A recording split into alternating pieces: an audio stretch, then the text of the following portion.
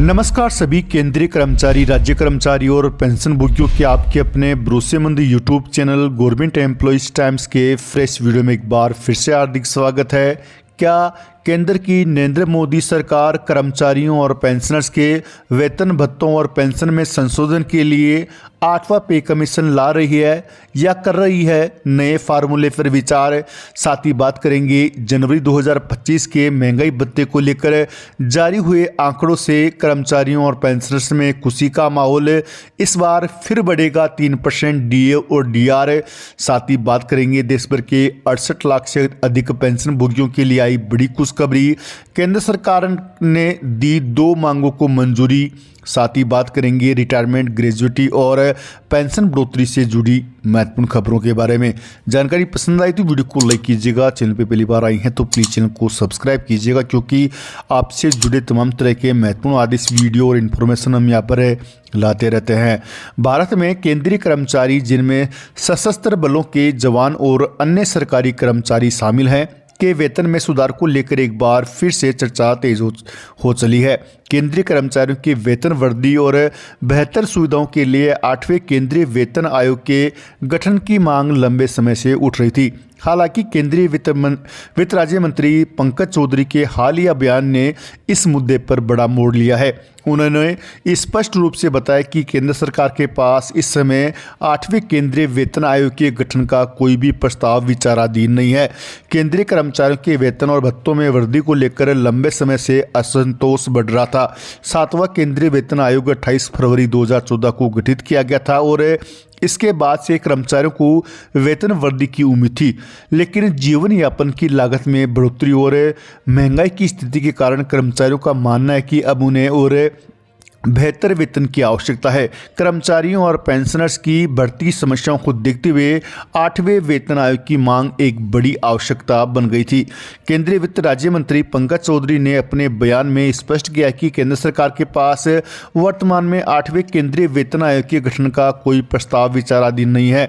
इस बयान से केंद्रीय कर्मचारियों को तगड़ा झटका लगा है, क्योंकि लगभग 48 लाख कर्मचारी और 65 लाख पेंशनर्स को अब तक वेतन वृद्धि का कोई स्पष्ट रास्ता दिखाई नहीं दे रहा है। सरकार के इस निर्णय से केंद्रीय कर्मचारियों के बीच गहरी निराशा और आक्रोश फैल गया है।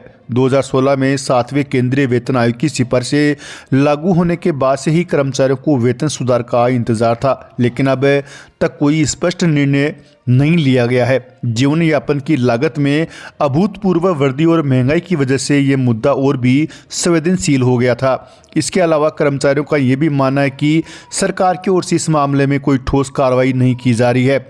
इस बारे में सरकार ने अब तक कोई स्पष्ट जवाब नहीं दिया है कि क्या वह कर्मचारियों के आक्रोश से अवगत है। हालांकि ये स्पष्ट है कि सरकार इस मुद्दे पर मौन रही है। इस स्थिति में कर्मचारियों के बीच असंतोष को और बढ़ा दिया है। वित्त राज्य मंत्री पंकज चौधरी ने यह जरूर कहा कि 8वें वेतन आयोग का गठन सरकार की प्राथमिकता नहीं है और इस पर फिलहाल कोई विचार नहीं हो रहा है। सरकारी कर्मचारियों को अब तक वेतन वृद्धि के लिए लंबी प्रतीक्षा करनी पड़ सकती है। इस स्थिति को लेकर कर्मचारियों में असंतोष का माहौल और बढ़ सकता है।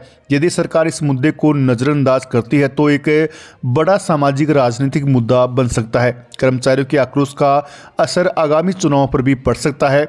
सरकार इस मुद्दे को गंभीरता से लेकर शीघ्र समाधान की दिशा में कदम उठाने की आवश्यकता है। अब कुछ एक्सपर्ट दावा कर रहे हैं कि केंद्र सरकार 8वें पे कमीशन की जगह एक नया फार्मूला लाने पर विचार कर सकती है। उस फार्मूले का नाम है 1 करोड़ फार्मूला और उस फार्मूले के आधार पर कर्मचारियों की सैलरी और पेंशन में बढ़ोतरी की जा सकती है। यदि केंद्र सरकार के द्वारा 8वां पे कमीशन नहीं लाया जाता है तो केंद्रीय कर्मचारियों और पेंशनर्स को बड़ा घाटा होने की उम्मीद है।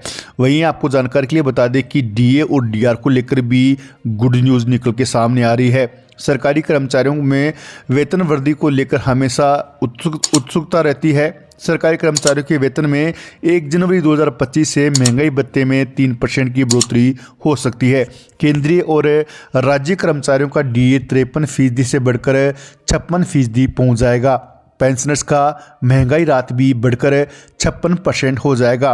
पूर्व स्टॉक एनालिस्ट अनुराग सिंह ने उपभोक्ता मूल्य सूचकांक के आधार पर गणना करके बताया कि जनवरी 2024 में सूचकांक 138.9 अंक, फरवरी में 139.2 अंक, मार्च में 138.9 अंक और अप्रैल में 139.4 अंक, मई में 139.9 अंक, जून में 141.4 अंक और जुलाई में 142.7 अंक और अगस्त में 142.6, सितंबर में 143.3 रहा है।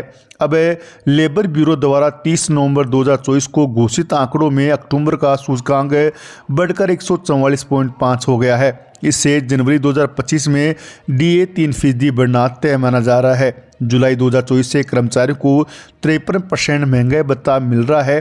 अब जनवरी 2025 से 3% मिलाकर 56% डीए होने की बात कही जा रही है। अगर ऐसा होता है तो कर्मचारियों और पेंशनर्स की सैलरी में ज़बरदस्त बढ़ोतरी देखने को मिलेगी। वहीं इन लोगों को केंद्र सरकार देगी 100% तक एक्स्ट्रा पेंशन। जाने क्या है योग्यता, जाने क्या है नियम। तो आपको बता दें कि सेवानिवृत्त हो चुके सरकारी कर्मचारियों के लिए एक बार फिर से खुशखबरी आ गई है।